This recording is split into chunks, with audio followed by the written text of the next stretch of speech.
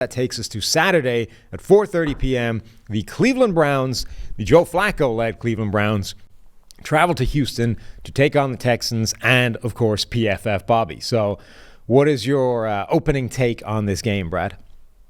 Yeah, I think initially when I looked at this spread, it comes out as a field goal around or 2.5, maybe Cleveland minus 2.5, that is. And I said, oh, the better quarterback in this game is getting points. Flacco journey has been fun. He's been putting up a ton of volume. He's also throwing about 5 turnover-worthy passes a game. That's a bit high, but that's my eye test told me that. But you dive into the numbers a little bit.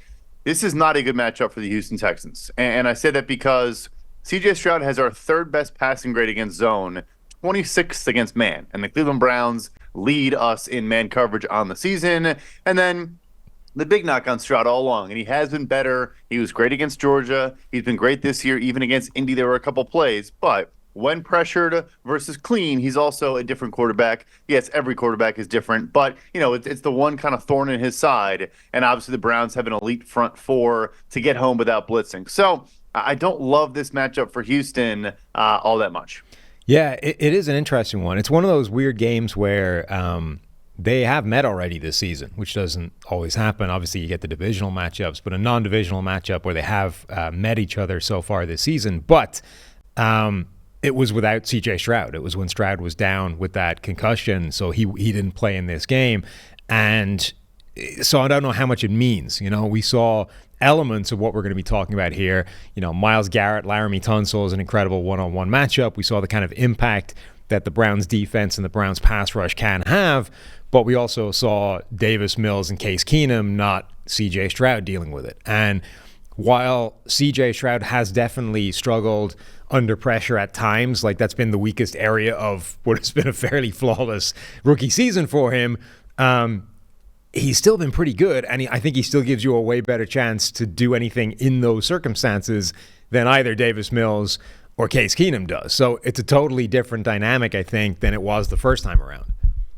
No, absolutely. And I could be wrong, but I think Nico Collins also didn't play in that Browns game. I know they missed one game together, and then I think Nico came back for the second game that Stroud missed. I could be mistaken in that analysis. He played in the first game. Yeah. So, and obviously he is their clear-cut number one. I mean, basically he was playing by himself in the Colts game, and that was all Stroud needed. So the other element here is, you mentioned Stroud can do more for them than most quarterbacks, has been great, for sure. And we love our guy PFF Bobby, but the run-pass series he leads the NFL. They did it a million times against the Colts. That game, frankly, should have been a blowout, not a one-score scary game. If he does that against Cleveland, this run defense that is top 5 in the NFL against the run in a bunch of different metrics, but particularly success rate. So they do give up some explosives, but on a down-to-down basis, they're very stout. If you're putting Stroud in 2nd and 9, 3rd and 9 situations, just makes things all the more difficult. Yeah, I was going through some Myles Garrett tape yesterday, and what actually jumped out to me was not like the pass rushing stuff we know he's incredible at, like best pass rush win rate literally we've ever seen, the best in 17 years or whatever. Some of his plays against the run are just ridiculous. Like he has a play against Trent Williams where he gets inside him, works across a shade to get inside his block, and is in the backfield making a tackle on Christian McCaffrey, I think, before Trent Williams can like get out of his stance to make the block. Like that's the best run blocking tackle in the NFL, and he just made him look like a stooge, like a guy that doesn't belong at this level. That's how freaky Myles Garrett is. Like he probably doesn't get enough recognition for his impact in the run game. Certainly, like recently, I don't know if he's always been at that level. I think it's certainly always been the weaker area of his game relative to the pass rushing. But his run defense this year, I think, has been way better than it normally is, and he's making a big impact in the run game for them. Which is huge. No, for sure, because obviously Cleveland's going to try to run the ball a bunch early. Houston is right now second in the NFL in EPA per rush and success rate. So I was talking about how good Cleveland is. Houston statistically is actually even better against the run in particular, although pretty interesting. Their entire front four did not practice on Tuesday. I missed the Wednesday report, but every single guy, Anderson, Greenard, Rankins, and Collins, did not practice on Tuesday. I'm sure they're all going to play. Maybe Greenard's the real big question mark, and he is a really good run defending edge. But you mentioned the Tunsil matchup too. I think we are going to see a lot of Myles Garrett, mugging the A gap, maybe doing some Allen Iverson crossovers. But no, but truly just lining up on the inside. I bet we'll get some Zadarius Smith on the inside as well, attacking that interior offensive line, which has had some injuries, some guys shuffling around at center and left guard in particular. Obviously, Shaq Mason's a good player at right guard. That is the weak spot, and maybe they try to get Garrett away from Tunsil as much as they can. The other variable in this game relative to the last time is this was by far the best game Joe Flacco played. This was where he had the 91.5 overall PFF grade, 4 big time throws, only had 1 turnover-worthy play, 1 mistake, an average depth of target of 12 yards. This was the game where Flacco just couldn't miss, just did everything right, averaged 8.8 yards per attempt. Insane performance from Joe Flacco. I don't know if that's a reflection of, for some reason, Flacco liked something about that Houston defense, or if he just caught lightning in a bottle the most in that one game, and the chances are that's not happening twice. What do you make of the whole Joe Flacco thing up until now, and then what is it going to look like in the playoffs? Because there's all these kinds of weird, obviously Flacco has form in terms of the guy's gone on playoff runs before that didn't necessarily reflect what he was as an overall player. He's also got a ridiculously good record in the wild card. He's never lost in the wild card round. He's 5-0, which is, it's better than a whole list of, Hall of Fame type quarterbacks. Now, part of that is they didn't play in the wild card round. They played in the divisional round. They had byes, but Flacco's 5-0 in the wild card round and has rescued this Cleveland season. What do we expect?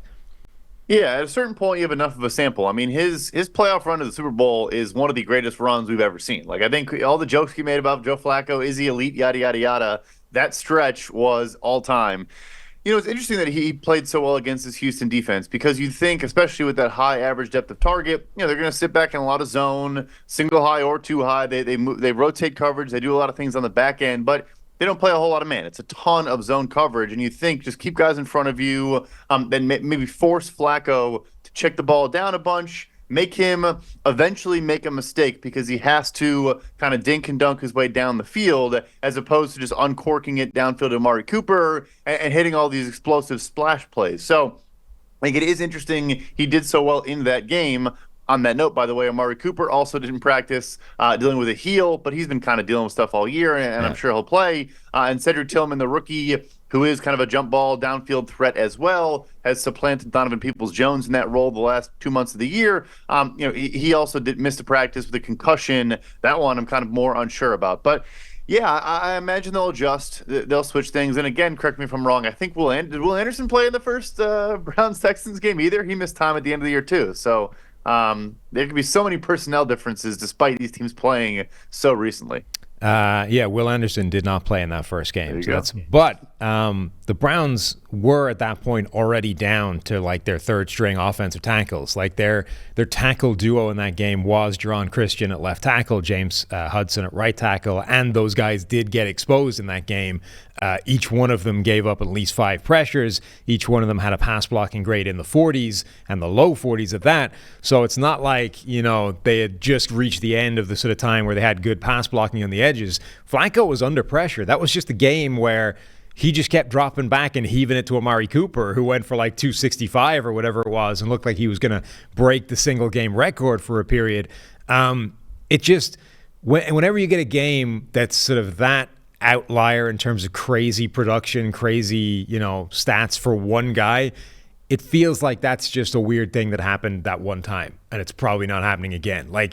I can't see a way the Browns roll in there and Amari Cooper has 200 again because, the Houston, the same game plan works. Joe Flacco just drops back, blindly throws it at Amari Cooper, who goes off for 200 again, and the Texans are like, what the hell? How did we get wrecked by this 2 weeks or 2 games in a row against this team? It's going to be a different game, and any form of different game, I think, swings in Houston's direction.